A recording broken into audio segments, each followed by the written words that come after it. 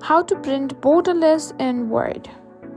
In this video, I'll show you how to print borderless in Microsoft Word and how to easily change your margins to get full page prints. Perfect for flyers, brochures, or posters. So let's get started. First things first, open your Word document and simply go to the layout options at the top.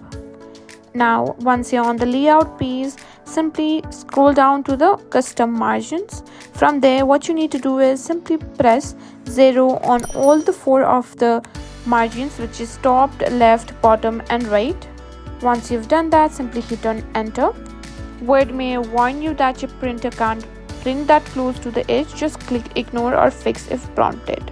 Once again, on the layout tab, make sure that your paper tab is in A4 or your page layout is in A4 borderless, depending on your printer model.